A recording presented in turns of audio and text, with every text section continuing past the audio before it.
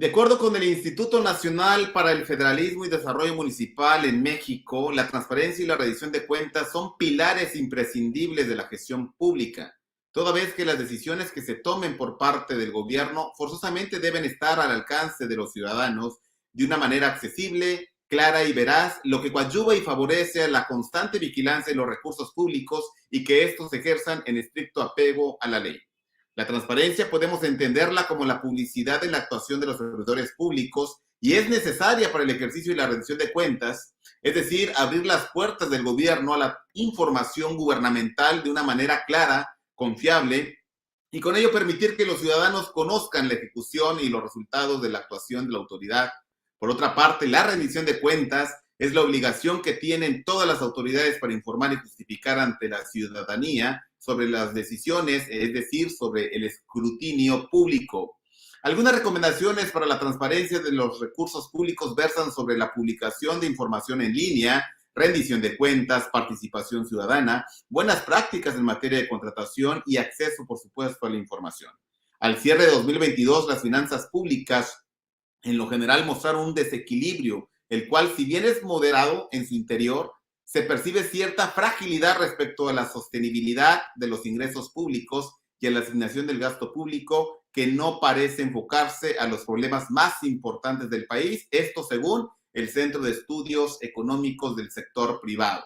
Bienvenidos a este tercer programa de la segunda temporada en su emisión número 19, ya continuo, de Conciencia Fiscal y Negocio, un espacio de comunicación y debate alternativo que estimula la participación de toda la sociedad en esta campaña Días de Inspiración que el Instituto Internacional de Ética Empresarial y Cumplimiento promueve, presidido por nuestro amigo Gustavo Martínez Mancera, a quien le enviamos un saludo, pero también le enviamos un saludo a todas las personas que confían en este espacio de comunicación, Auditool, The Fraud Explorer, Sepia Vision, Tecnología Aplicada a los Impuestos, quienes inspirados en esta campaña también de Días de Inspiración, pues la verdad que generosamente contribuyen a que esto sea posible. El día de hoy tenemos un gran invitado, un gran profesional en la materia.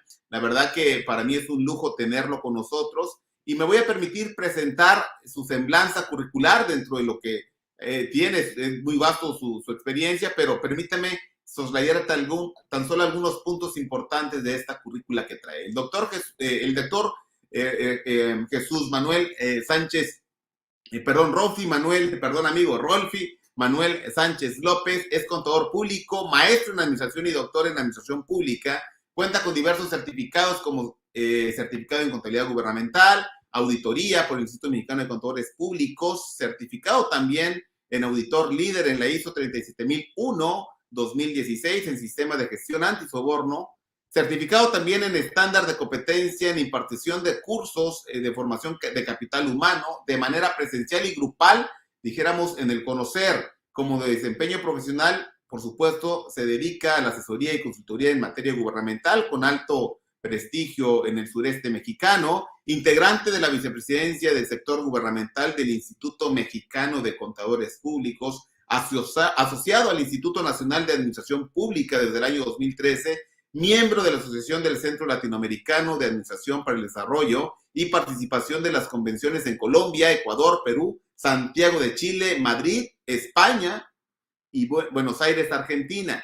Miembro adherente de la Asociación Interamericana de Contabilidad, expresidente del Colegio de Contadores Públicos de Chiapas, catedrático de posgrado de la especialización en fiscalización gubernamental de la Facultad de Contaduría y Administración de la Universidad Nacional Autónoma de México, conferencista nacional e internacional en temas de administración pública y finanzas, autor del libro Administración Pública Municipal, enfoque estratégico para la efectividad del gobierno municipal. Estimado amigo Rolfi, ¿cómo estás? Gracias por estar con nosotros. Unas palabras para nuestra audiencia y bueno, pues, ¿cómo empezar con este tema?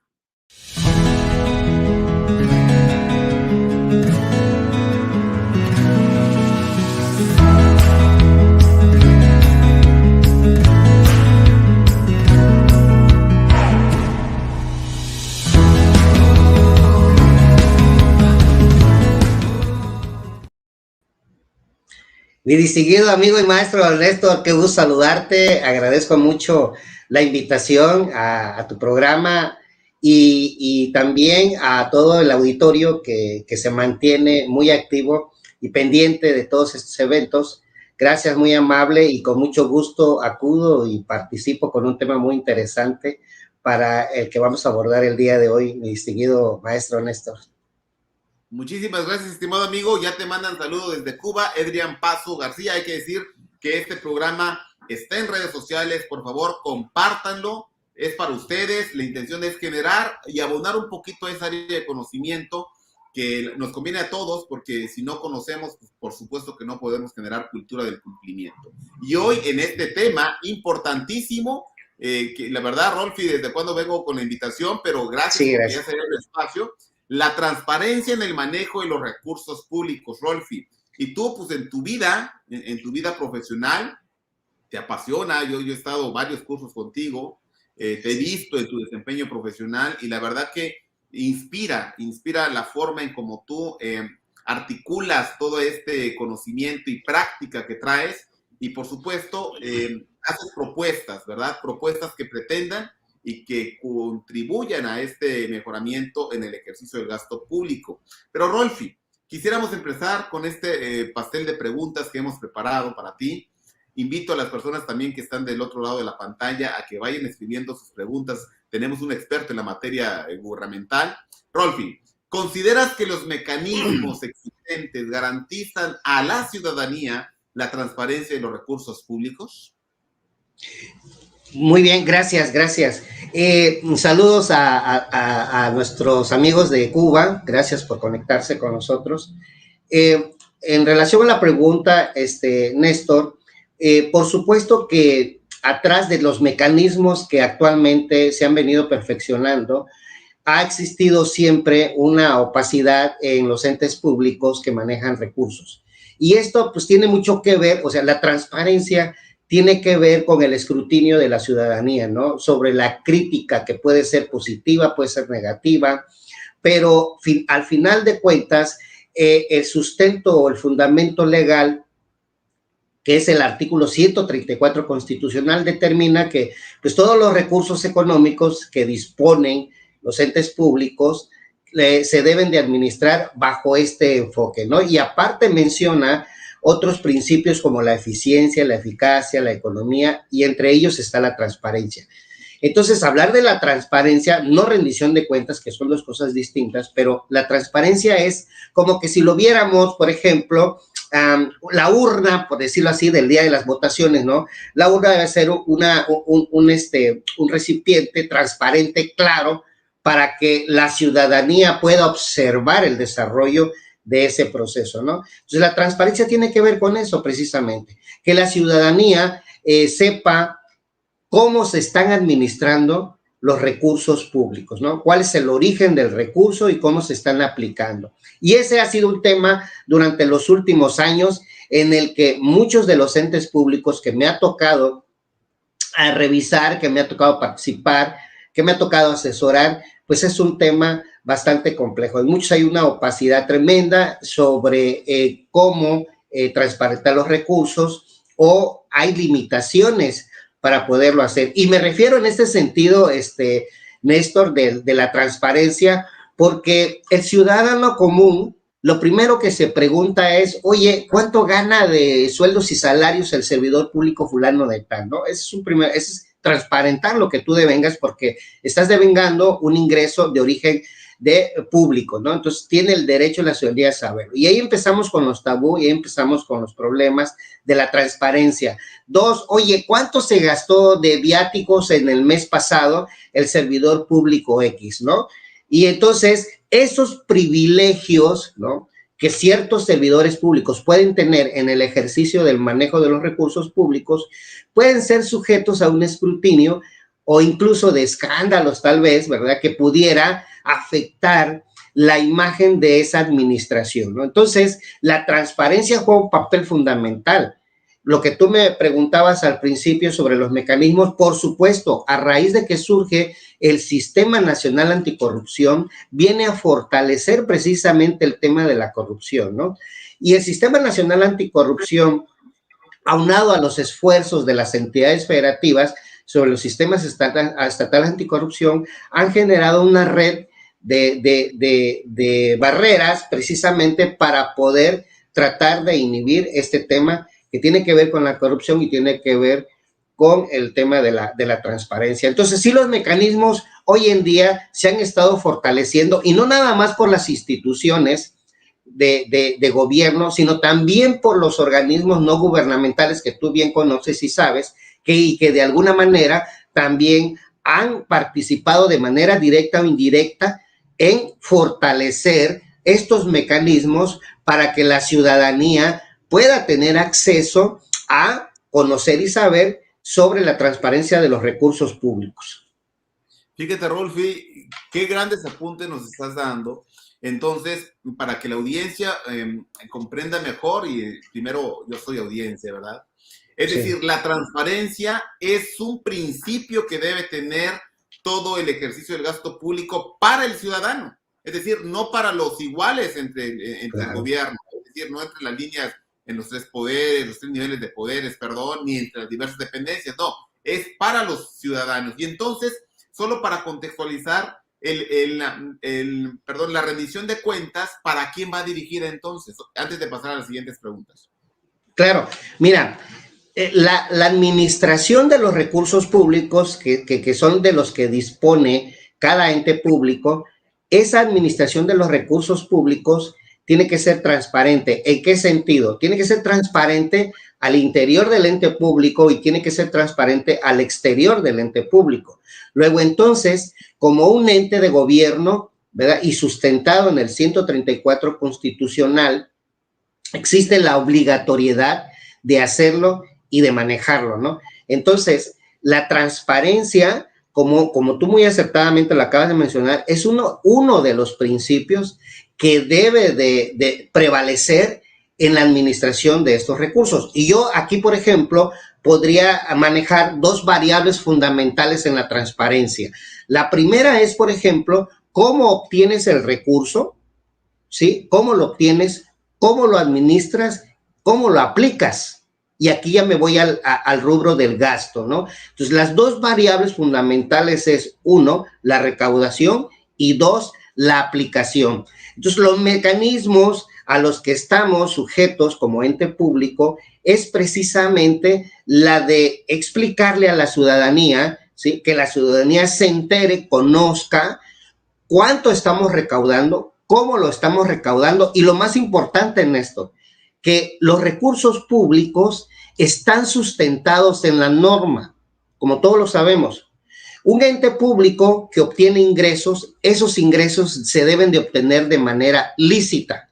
Por lo tanto, esos recursos que se obtienen para poderlos administrar y aplicar están sustentados en la ley, como las conocemos normalmente a través de la Ley de Ingresos de la Federación, Ley de Ingresos del Estado y la Ley de Ingresos Municipal. Ese es el sustento legal. Por lo tanto, el ciudadano, que es el que contribuye o accesa a los servicios administrativos o a los servicios públicos, tiene derecho a saber cómo se han administrado esas contribuciones en las que han participado, cómo se ha aplicado, y el ente público tiene la obligación de transparentar esos recursos. Entonces, esta conceptualización bajo el contexto de la transparencia es un principio fundamental que debe de ser promovido a través de ¿qué? De la política pública, debe ser promovido a través de las normas internas de control, debe ser promovido también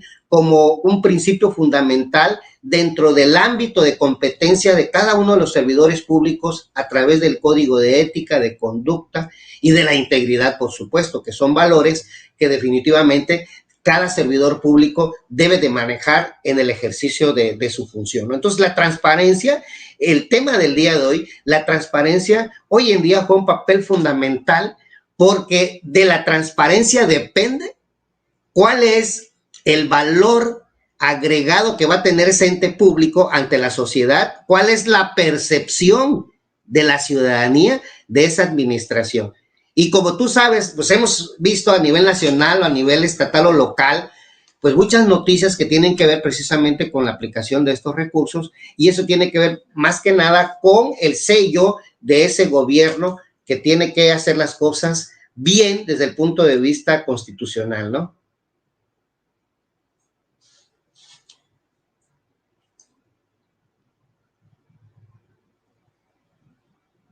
Perdón, no te escucho, amigo. Perdón, Sí, perdón, ya, luego sí. nos pasa, Diego. No te Oye, te preocupes. decía que, permite ver si lo anoté bien, de la transparencia depende el valor del ente público frente a la sociedad. Qué interesante nota que debe quedar, dijéramos, plasmada como parte de las reflexiones ya de este ejercicio, de esta entrevista, estimado amigo, esta charla contigo, ¿no? Oye, ¿y Sí. en manos de quiénes están justamente que se garanticen la transparencia de estos recursos públicos?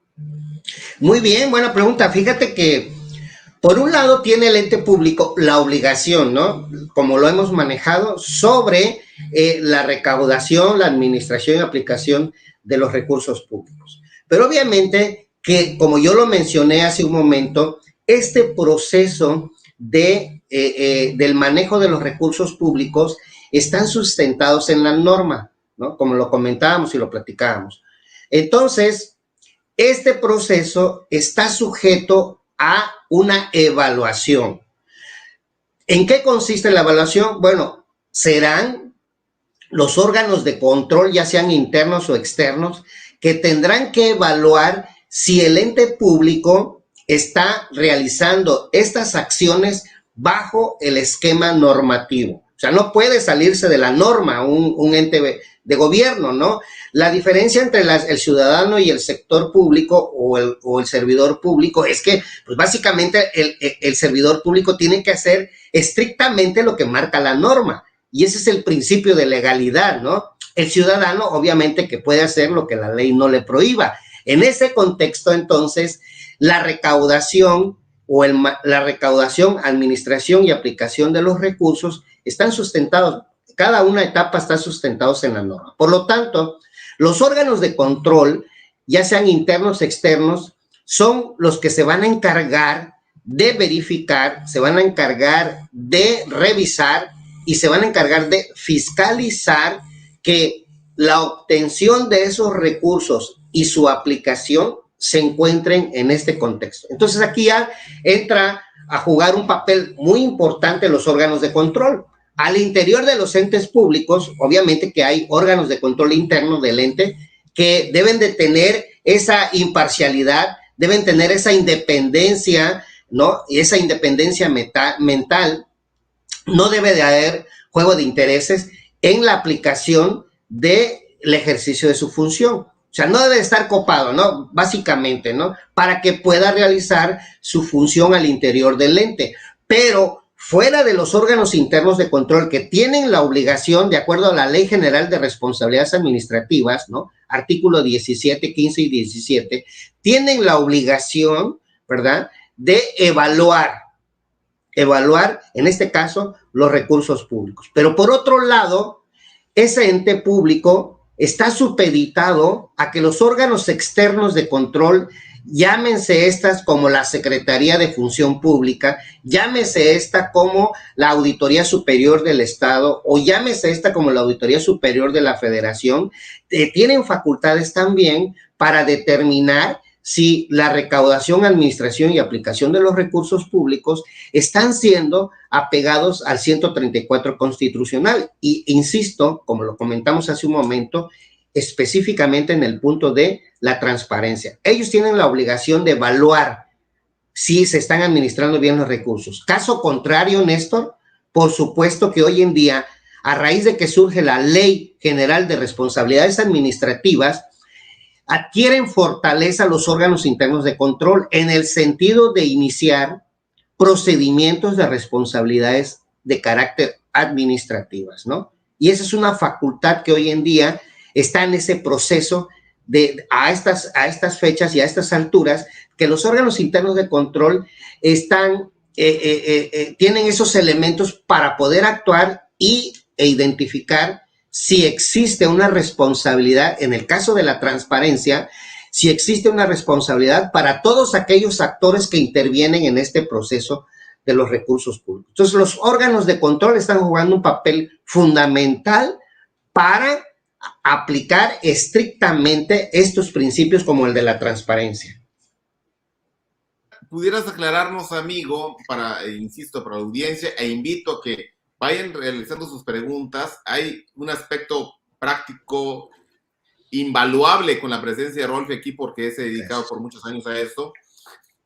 ¿Quién define a estos órganos internos de control y cómo están estructurados? ¿De quién dependen en un momento dado? Porque estás hablando, ya nos dijiste quiénes intervienen en esta transparencia, los órganos internos y los órganos externos. Nos queda claro que los órganos externos pues, son ya también labores de auditoría, de fiscalización, pero previo a que pases a estos órganos externos, ¿de quién depende, de cómo se estructuran estos órganos internos de control? Buenísima pregunta, Néstor. La verdad, fíjate que ha sido un tema muy controversial durante los últimos años, porque los órganos internos, no externos, los internos de control, deben de garantizar en el ejercicio de su función, ¿no? Deben de garantizar esa imparcialidad, esa dependencia, ¿no? Por lo menos los órganos internos de control deben de tener independencia y deben de tener una libertad de decisión técnica, no presupuestal, porque tiene que depender, ¿verdad? Obviamente, de un órgano administrativo. No puede ser un cuarto poder, por decirlo así, si lo vemos de esa forma, ¿no? O sea, ejecutivo, legislativo y judicial. O sea, no puede haber un cuarto poder con autonomía plena. Pero estos órganos técnicos de control sí deben de tener autonomía técnica, ¿verdad? Y deben de tener autonomía de decisión. Sin embargo, Néstor, bajo el contexto de tu pregunta, es un tema bastante complicado porque los titulares, no voy a generalizar, pero he participado a nivel nacional en varias contralorías y órganos de control interno, pero los titulares normalmente, al de ser designados, pues tienen esa relación y ese vínculo con el ejecutivo, ¿no? Ya sea federal, estatal o municipal, porque lo que se genera ahí, ese vínculo es la confianza. Entonces, obviamente que tú vas a designar una persona que sea de tu total confianza, ¿no? Para que sea esta quien ejerza esa función. Sin embargo, cuando surge la Ley General de Responsabilidades y marca un apartado específico en las facultades de los titulares de los órganos de iniciar procedimientos administrativos, aquí la pregunta es, ¿el titular del órgano interno de control tendrá conflicto de interés si inicia procedimientos contra, ¿no? los jerárquicos superiores? Digo, hasta hoy en día no he visto un caso, Néstor, pero fíjate que es un tema que tiene que ver precisamente con el conflicto de interés. Sin embargo, el Sistema Nacional Anticorrupción, que tú también conoces muy bien, emitió una política pública. Fíjate que diseñaron a través del CIDE y otros órganos colegiados, la Secretaría de la Función Pública, participaron en el diseño de una política pública para la designación de los titulares de los órganos internos de control. Y ahí está ese documento, es un documento de trabajo que termina como una política pública y que ese sería el referente para que todos los entes públicos la adopten y la apliquen en su interior y puedan proceder bajo ese esquema en la designación de los titulares. Fíjate, ese documento, ¿qué dice? Que debes de tener en cuenta el perfil, por supuesto, la experiencia del titular, la independencia, la libertad de conflicto de interés y sobre todo, algo muy importante, la capacidad en el ejercicio de la función. O sea, nos hemos encontrado en las administraciones, Néstor, de que a veces los titulares de los órganos internos, y a lo mejor me refiero por el volumen y el número grande a nivel municipal, de que los titulares de los órganos internos de control pues no tienen la experiencia suficiente, ¿no? Como para poder enfrentar o afrontar un tema tan delicado como es el control interno. El control interno es el control interno de los recursos, la generación de los recursos, y el control interno es de la aplicación de los recursos. Y aquel que esté fuera del esquema de la legalidad, pues tiene que ser sancionado. Entonces, a raíz de la Ley General de Responsabilidad se fortalecen las facultades, el Sistema Nacional Anticorrupción emite la política de designación, y la verdad que para mí en lo personal lo pueden descargar por internet, pero es un documento fundamental para que los entes públicos a la designación de los titulares puedan, ¿verdad?, aplicar este proceso y tener esa libertad, ¿no?, de decisión de los órganos internos de control. Oye, qué interesante dato, es decir, no puede ser juez y parte, aunque la suspicacia está dada ahí en el comentario que nos has vertido de que, bueno, y cuando te toque revisar a tus superiores, aquellos que te designaron, pues la verdad que, pues, ¿qué va a suceder, no? Entonces, claro, yo creo que ahí es donde los ciudadanos, y antes de pasar a la pregunta de los ciudadanos, me gustaría preguntarte, Rolf, si estás de acuerdo, ¿qué acciones, los ciudadanos tienen que participar, pero antes de pasar a esta pregunta, ¿qué acciones de responsabilidades se están promoviendo por la opacidad como este y otros casos de transparentar los recursos públicos? Sí, fíjate que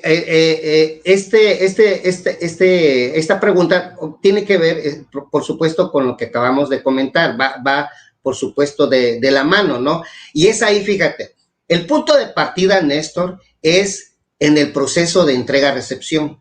Ahí está el punto de partida, ¿no? Cuando concluye la gestión de un ente público, ¿no? Cuando concluye la gestión constitucional, por decirlo así, e inicia un nuevo periodo a través de la transmisión del mando gubernamental. Desde el inicio, existe ese gran compromiso sobre ese planteamiento que acaba de hacer de la opacidad para transparentar los recursos.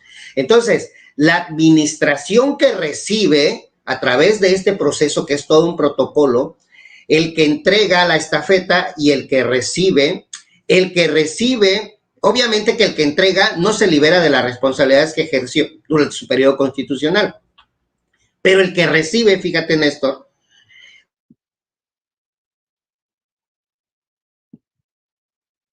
Bueno. ¿Seguimos en vivo? ¿O fue mi participación? ¿Es mi internet o es el de los demás? Creo que es el de Rolfi, ¿verdad? Estamos hablando.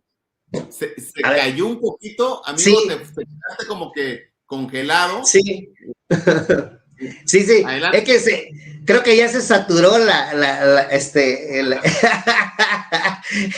plataforma, ¿no? Por la participación. Pero bueno, sí, te comentaba que es el punto de partida por una razón, Néstor. Fíjate, ¿por qué la opacidad? La pregunta es, ¿por qué cuando recepciona un nuevo gobierno electo, ¿sí?, tiene la obligación de informar a la ciudadanía cuál es el estatus el que recibe el ente público? Y aquí me refiero a los recursos, qué recursos se está recibiendo, cuáles son las características de los recursos. 2, el patrimonio, cuáles son las condiciones del patrimonio, los inventarios, los bienes muebles, inmuebles, ¿no? El parque vehicular. Por otro lado, el tema de la deuda, o sea, cómo está la deuda a corto plazo y a largo plazo. Pero fíjate, lo más importante en esto, que es un tema muy delicado a nivel nacional, los impuestos por pagar. O sea, ¿qué pasa con esas retenciones salariales que se hicieron o retenciones de la obra pública que quedaron ahí en bancos y que no se enteraron en tiempo y forma? O sea, ¿dónde están esos recursos? Entonces, desde el proceso de entrega-recepción, desde ahí, quien recibe tiene la obligación de transparentar cuál es el estatus y las condiciones bajo las que recibió la administración. Y partiendo de esa base, ¿verdad?, en el ejercicio de su función a través de los informes de gobierno. El informe de gobierno, Néstor, es un documento legal. Fíjate, ¿qué pasaba antes? Y yo creo que tú te acuerdas de los famosos informes nacionales, estatales o municipales, ¿no? Donde era muy bonito, florecido el informe, ¿no? O sea, ¿sabes qué? Hoy en día ese es un documento legal. Si tú quieres adornar tu informe o decir más allá de lo que no has hecho, es una evidencia, Néstor, ¿no? Es una evidencia de decir, bajamos 2 millones de pesos y los aplicamos en estas acciones. Ah, caray, los estás diciendo públicamente, ¿no? Y aparte, le otorgamos a la ciudadanía tríptico, le otorgamos o los pequeños informes que contiene, ¿no? Todas las acciones, y eso es precisamente al punto de conciliar lo que estás transparentando. Oye, lo que estás informando está pegado a la realidad de lo que realmente ejecutaste, y entonces ahí nos vamos a encontrar con una brecha, Néstor. En el tema de la transparencia, vamos a identificar que hay una brecha en lo que dices y lo que hiciste, ¿no? No. Y esa brecha es la que va a identificar que la ciudadanía no está recibiendo la información correcta, sino que lo que se busca aquí es un posicionamiento de esa figura política, ¿no? Pero basado en ¿qué? En buenas intenciones, porque fíjate, hasta eso, algunos informes de gobierno no dejan de ser un plan de buenas intenciones, porque dice, y vamos a ver, no, es ¿qué hiciste, no? ¿Qué hiciste? ¿Cómo lo hiciste? ¿No? ¿Cómo aplicaste el recurso? ¿Verdad? ¿Y cuál es el resultado o el impacto que eso generó? Entonces, bajo este contexto y en función a tu pregunta, esos informes de gobierno, hoy en día los órganos fiscalizadores, ¿verdad?, los están valorando para poder fincar responsabilidades. Porque tú dices, a ver, oye, aquí en el informe hay un apartado donde dices que la obra del puente peatonal se concluyó el 15 de diciembre del 2022. Lo estás diciendo en el informe, pero si tú vas a la obra, todavía la obra no concluye, todavía la obra no está operando. ¿Pero por qué lo hacen? Porque es un recurso del 2022 y no lo van a meter en el informe del 2023, Néstor, ¿no? Y entonces ese es el problema de la interpretación de lo que haces con la vinculación de la ciudadanía, lo que quieres que la ciudadanía escuche o lo que quieres que la ciudadanía vea. Por eso, los organismos no gubernamentales como Transparencia Internacional, Mexicanos contra la Corrupción, etcétera, pues están ahí, ¿no? Precisamente para que garanticen que la transparencia de los recursos públicos y la aplicación de estos puedan tener esa efectividad, Néstor. Y mira que hablando de transparencia, se acaba de publicar el índice de anticorrupción o de corrupción en 2022, donde México no cambió de lugares, no. 31, pero bueno, desde cuando esta administración lo tomó, bueno, mejoró 2 o 3 espacios por ahí, entonces se ha mantenido, ¿no? Oye, Rolfi, bueno, antes de seguir, por favor, estamos hablando con el doctor Rolfi Manuel Sánchez López. Él es maestro en administración, doctor en administración pública, maestro en administración, contador público, tiene más de 25 años de experiencia en el sector gubernamental, y estamos hablando de la transparencia en el manejo de los recursos públicos en México, por supuesto, ¿verdad? Pero hay que decir que tú, que has estado en varias latitudes, Rolfi, ¿qué tanto se parece el modelo mexicano al modelo latinoamericano, centroamericano en general? ¿Qué tantas similitudes hay? No, déjame decirte, fíjate, Néstor, que en el tema de gobierno abierto, por supuesto, Colombia ha tenido un avance muy significativo. Perú, a pesar de la problemática que existe hoy en día política, también ha tenido un desempeño excelente en el tema de gobierno abierto. Chile, por lo consiguiente, ¿no?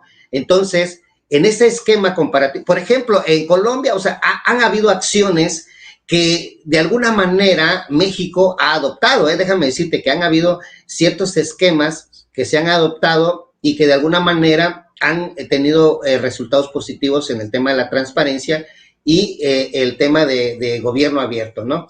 Entonces, comparado con el esquema de la transparencia con América Latina, creo que México ha caminado bastante fortalecido en este tema. Los mecanismos ahí están, Néstor, solo que lo único que hay que hacer es que el ente público los garantice, ¿no? Y que la percepción de la ciudadanía en la percepción de la ciudadanía no exista esa opacidad. Todo se lo dejamos en manos de los organismos no gubernamentales, ¿no? Que son los que a través de procedimientos y metodologías científicas determinan, identifican precisamente estos temas que hoy en día son temas de discusión, ¿no? A nivel nacional. Entonces, el modelo que tiene que ver con la transparencia y gobierno abierto, creo que se ha venido perfeccionando año con año, y precisamente estos modelos comparativos con algunos países de América Latina también han tenido un efecto bastante positivo. Por supuesto, aquí el tema, como conocemos la técnica del benchmarking, pues obviamente consiste en adoptar un modelo y mejorarlo, ¿no? O sea, tener ese plus, como pasa en el sector privado, ¿no? En el sector privado lo que hacemos es, en un estado competitivo, las micro, pequeñas y medianas empresas lo que tratan es de copiar los mejores modelos y mejorar esos modelos. Y eso es lo que conocemos como ventaja competitiva, ¿no? Derivado del benchmarking. Y esa ventaja competitiva te permite permanecer en un mercado a través de esa diferenciación. Entonces, el sector gobierno pareciera que no fuera igual, pero sí, Néstor, hemos traído, cuando hablamos de gobierno abierto, que gobierno abierto es parte de una gerencia pública. La gerencia pública, como la conocemos, la administración, ya no es aquel burócrata común que conocíamos, o la burocracia, el término de la burocracia como la conocíamos en el desempeño de los entes. Hoy en día hay una competitividad tremenda. Dime tú, ¿quién de las entidades federativas o de los municipios no quiere estar rankeado a nivel nacional en tema de transparencia, ¿no? A ver, dime, ¿quién no quiere estar en los primeros lugares? Ese es un estado de competitividad. ¿Quién no quiere estar mejor rankeado en temas de corrupción? Entonces, el año pasado, el estado de Querétaro fue uno de los mejores evaluados por la Auditoría Superior de la Federación. Fíjate, y ha mantenido ese ranking en los últimos 3 años, si mal recuerdo, ¿no? ¿Qué quiere decir? Que la administración y aplicación de los recursos públicos en la entidad federativa, fíjate, evaluados por la Auditoría Superior de la Federación, ha sido rankeado en primer lugar. Estamos hablando, Néstor, de una competitividad, y eso es un modelo que traemos del sector privado y lo llevamos al sector gobierno. Y muchos pensáramos de que, a ver, son dos cosas distintas. Es correcto. En el sector privado buscas obtener un beneficio, una utilidad para subsistir. En el sector gobierno tienes una obligación, un compromiso, una misión de servir a la ciudadanía, ¿no? De satisfacer las necesidades de la ciudadanía. Entonces, son dos cosas distintas, pero, Néstor, la aplicación y la administración de los recursos son las mismas técnicas. Hoy en día, en el gobierno abierto, hemos trasladado las técnicas que utiliza el sector privado al sector gobierno. Y esta es una benchmarking, competitividad, ¿no? La planeación estratégica, todos estos modelos de diagnóstico y de evaluación están siendo adaptados en el sector privado, del sector gobierno, perdón. Y esto, por supuesto, que en gobierno abierto como modelo, creo hoy en día que México ha estado avanzando y quizás, déjame decirte, comparado con América Latina, creo que ha sido uno de los países que ha estado sobresaliendo. Oye, amigo, y es que ahorita vamos a pasar a un tema que puede ser álgido, sobre todo tú hablaste de la Ley General de Responsabilidades Administrativas. Quiero centrarme en los artículos 24 y 25 más adelante, pero ahorita, con todo este tema, también hay un factor de los particulares, es decir, los particulares en el momento de interactuar con el gobierno para ofrecerle bienes o servicios, pues evidentemente entran a un rol también de transparencia, rendición de cuentas. La pregunta en este apartado, amigo, sobre todo en el tema del ejercicio del gasto, ¿qué buenas prácticas deberían implementarse para garantizar esa transparencia en la contratación de bienes y servicios con recursos públicos, considerando un tema, que el concepto de operaciones simuladas para efectos fiscales puede recaer también en ciertos proveedores? Y aquí quisieras un énfasis en los órganos internos de control, si ellos tienen esta responsabilidad de estar verificando que toda esta contratación, más allá de cumplir con las bases, que pues, por supuesto son pues ese es el eje vertical sobre el cual se van todas las ramificaciones, también eventos posteriores, porque ahorita podemos estar bien, pero después ya no. ¿Cómo opinas, amigo? No, hombre, déjame decirte que ha sido muy puntual tu pregunta, mis tigres. Digo, tú también eres experto en temas de PLD y por supuesto, fíjate, déjame decirte, creo que estás poniendo el dedo en la llaga en este tema muy álgico. Bueno, fíjate, la OCDE determina como recomendación que todas las adquisiciones deben de ser licitación pública. Incluso la OCDE dice, a ver, entre menos relación, vínculo exista entre los participantes y los servidores públicos, pues obviamente que se podrá garantizar el proceso de una licitación pública, ¿no? Esas son de las recomendaciones de la OCDE que deben de adoptar los países a los que pertenecen a ella, ¿no? A esta organización. Entonces, es un tema bastante complicado y bastante delicado. ¿Por qué? Porque hablar de adquisiciones, arrendamientos y servicio honesto es hablar aproximadamente del 30% del presupuesto de los entes públicos. Y mira, lo voy a determinar de esta manera. En la mayoría de los entes públicos, dentro del ejercicio de su presupuesto, hay dos rubros fundamentales. El primero es los sueldos y salarios.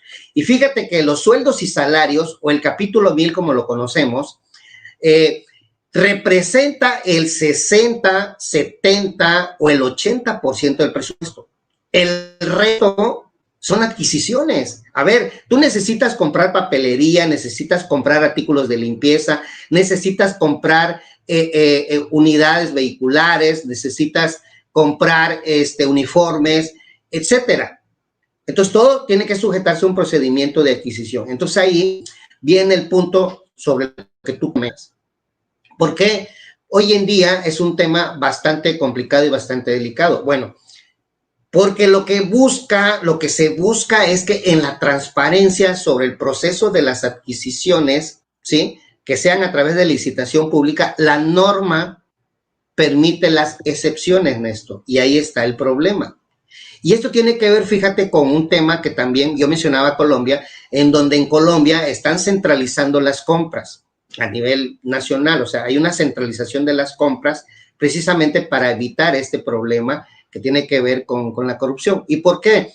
Porque en México las licitaciones están sujetas, y no quiero afirmar, pero hay estadísticas de la misma Secretaría de la Función Pública en donde la excepción de la licitación pública son las adjudicaciones directas y las invitaciones restringidas, cuando menos a 3. Entonces, cuando saca una estadística la Secretaría de la Función Pública, pues determinamos que en el número de operaciones, el número de adjudicaciones por invitación restringida, invitación directa o adjudicación directa son mucho mayores, obviamente, que la licitación pública. Pero, ¿qué pasa? Que la misma norma, ¿verdad?, permite sustentar y fundamentar estas excepciones. Ahora, ahí es en donde los órganos de control, ¿verdad?, llámense la Auditoría Superior de la Federación, del Estado o los órganos internos de control, la Secretaría de la Función Pública, tendrán que evaluar que los procedimientos del expediente de licitación o de adjudicación se encuentren debidamente integrados desde la planeación, ejecución y administración de las adquisiciones. Y este es un proceso muy interesante, Néstor, con lo que tú preguntabas, ¿no? Es muy interesante porque tú mencionabas qué pasa con el padrón de proveedores. Y ese es el punto de partida. Desde que una micro, pequeña o mediana empresa participa en un procedimiento de licitación, primer requisito es que debe de estar inscrita en el padrón de proveedores. ¿Y sabes qué? En el padrón de proveedores tiene que cumplir requisitos de legalidad, requisitos fiscales, requisitos financieros, etcétera. Y entonces, cuando tú le asignas un número de proveedor, quiere decir que ya cumplió con los requisitos. Y mencionabas un punto neurálgico hoy en día para las empresas, que es precisamente el artículo 25, 24 y 25 de la Ley General de Responsabilidades. ¿Qué dice? Integridad empresarial. Entonces, cuando una empresa es íntegra Entonces, estamos en un proceso de ensayo y error hoy en día, Gabriel, porque he estado en varios foros y este es un tema muy interesante, en el que en el padrón de proveedores, aquellos entes públicos que quieran cambiar el esquema, transparentar y aplicar en sentido estricto los procedimientos de licitación como lo planteabas, tienen que empezar desde la inscripción del proveedor. Yo te preguntaría a ti, Néstor, a ver, aparte de los requisitos que pide todo ente público, ¿por qué no pides una carta donde la empresa cumple con la integridad empresarial? ¿Por qué no la comprometes? ¿Estás de acuerdo? ¿Por qué no la comprometes? ¿Verdad? Para empezar, ese es el cambio que tendríamos que hacer de inicio. 2, vamos a los contratos, Néstor, como las mejores prácticas, ¿no? Internacionales. Vamos a los contratos de adquisiciones y vamos a los contratos de la obra pública, que el recurso que reciben los entes de gobierno para ejercicio de obra pública son suficientes comparados contra los de gasto corriente, obviamente. Entonces, fíjate, ¿por qué no aplicamos la cláusula anticorrupción de la Cámara de Comercio Internacional?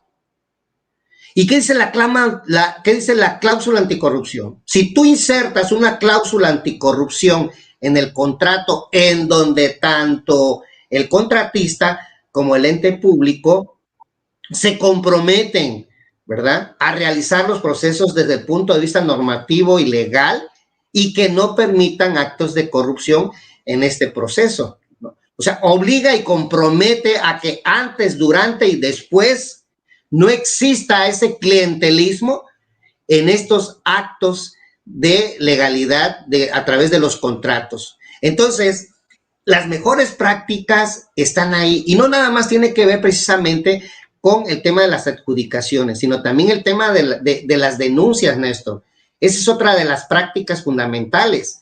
Hoy en día, a ver, ¿quién recibe las denuncias? ¿Quién le da seguimiento a las denuncias? Los órganos sin control. Las mejores prácticas internacionales dicen para el sector privado, para las empresas, que es una analogía a la que se tiene que llevar del sector público al sector privado. En el sector privado, hoy en día las mejores prácticas están determinando que las denuncias que existen de corrupción en las empresas privadas, porque por supuesto que en las empresas privadas hay corrupción, y eso me queda muy claro. Entonces, también en las empresas privadas, el sistema de denuncia no puede depender como los órganos internos de control del jerárquico superior. En las empresas privadas, las mejores prácticas dice que se debe de contratar un despacho externo para que sea quien recepcione, quien recibe, quien administre y pueda resolver el tema de las denuncias e informar al órgano de gobierno de las empresas privadas. No al director, no a los operativos, porque entonces nunca va a pasar nada. Entonces, de las mejores prácticas son de las que podemos comentar en este momento, que son temas apasionantes y da para mucho, mi buen Néstor. No, y es que la verdad que cuando lo anotamos, porque hay que decir que dentro de esta comunicación para la audiencia tratamos de como que dirigir el sentido, porque hay de tanto que hablar y la verdad que nos perderíamos. Y es más, yo creo que te voy a comprometer, estimado amigo, para hablar de aspectos finos que las personas, que las empresas, que los particulares, deben considerar en la contratación pública, ¿no? Donde Exacto. tener el programa de integridad, estar al corriente de todas sus obligaciones, cómo licitar, cómo es este proceso para las personas que no hayan licitado alguna vez o aquellas personas que simplemente se interesen saber del procedimiento, porque hay que decir que se hace una especie de votación entre las personas Sí. que participan en la asignación de estas obras, ¿no? Amigo, tú me dijiste, oye, ¿cuánto tiempo es? Yo te dije 45 minutos, 50 minutos y tenemos una última pregunta. Se ha ido como agua. Y no sé ustedes, señores, sí, pero a mí, la verdad, me deja, la verdad, con muchas reflexiones esta participación del doctor Rolfi. Amigo, por favor, nos vas a compartir tus datos personales para aquella persona que tenga que ampliar alguna respuesta de las que has dado, algún comentario en general, o bien que quiera contratarte también, porque la verdad que hay que decir lo que es garantía el tener a Rolfi como asesor en materia gubernamental, y la verdad que mi invitación Gracias, amigo.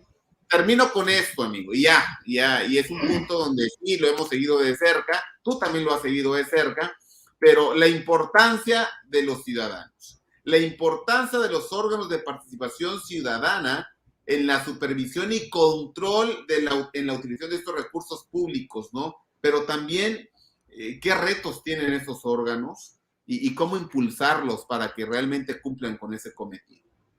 Hombre, la verdad que es un tema bastante interesante y complejo al mismo tiempo, mi distinguido amigo, porque cuando hay voluntad política, ¿verdad?, de querer hacer bien las cosas, en el tema de los recursos públicos, estos órganos de participación ciudadana juegan un papel fundamental, porque debe ser el equilibrio, ¿no?, la contraparte, ¿no?, para el control en la utilización de los recursos públicos. Entonces, fíjate, cuando hay buena voluntad de parte de los gobiernos, entonces el punto de partida es que estos organismos de participación ciudadana que surgen de la ciudadanía y que participan en el escrutinio de los recursos públicos, el primer punto, Néstor, que abona, ayuda para querer hacer las cosas bien, es el presupuesto.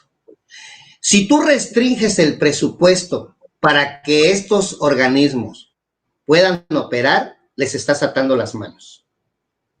O sea, tú lo sabes, Néstor, que el recurso suficiente para que pueda operar es el primer elemento de una buena voluntad, ¿no? De que la ciudadanía sepa que hay un equilibrio en la administración y la transparencia de los recursos. Si el presupuesto asignado para que puedan operar estos organismos es limitado, pues limitada va a ser su operación, ¿estás de acuerdo, no? O sea, tendrán que hacer maravillas para dar resultados. Pero si el recurso es suficiente, de acuerdo a cómo se planteó y se aprobó y se autorizó, entonces el organismo tendrá el compromiso de dar resultados, ¿no? Esos organismos ciudadanos de participación ciudadana. Entonces, estos organismos, el siguiente paso es cuando ya tienen el recurso suficiente, es prepararse al interior, ¿no? Prepararse, capacitarse para que puedan aportar a estos procesos de la gestión gubernamental, para que sepan a dónde dirigirse, cómo dirigirse o cómo obtener la información. Hay limitantes, Néstor, por supuesto. No tienen facultades de fiscalización, no tienen facultades de revisión, pero sí tienen facultades de consensuar a través del organismo colegiado, ¿verdad? Integrar con las otras entidades en la coordinación y tomar decisiones en el pleno, levantar las actas y que estas acciones darle seguimiento para que se ejecuten, ¿no?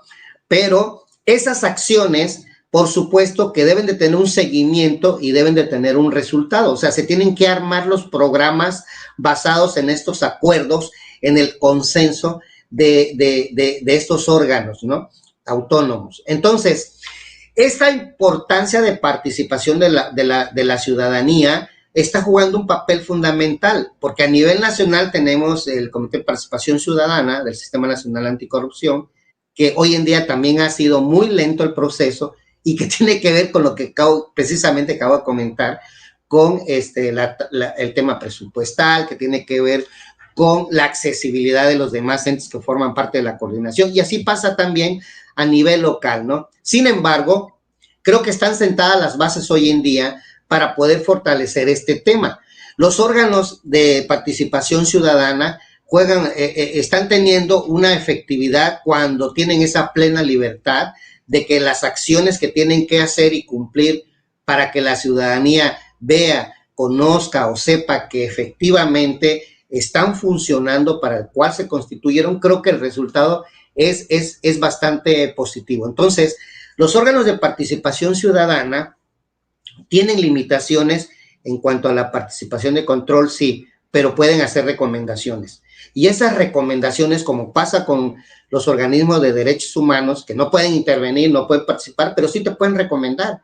Entonces, una recomendación de un comité de participación ciudadana, Néstor, pues juega precisamente, tiene ese peso específico, ¿no? Esa relevancia, que si tú la transparentas, si tú la subes, ¿verdad?, a la ciudadanía, ¿qué es lo que estás recomendando?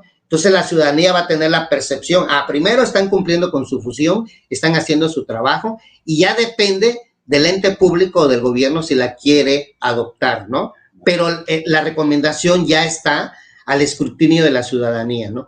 Ese es el trabajo que estos comités de participación ciudadana tienen que realizar y tienen que ejecutar. Y en términos generales, Néstor, en mi opinión, por supuesto, que no dejan de ser un equilibrio en la gestión de los gobiernos, ¿no? En la evaluación de los gobiernos. Tiene que cumplir con ese equilibrio, ¿no? Y que la ciudadanía tenga, ¿verdad? Ese estandarte para poder participar, ¿no? La ciudadanía, porque puede participar en estos comités de participación ciudadana para que sean estos como órganos colegiados que suban esa información del escrutinio de los recursos públicos, mi buen Néstor.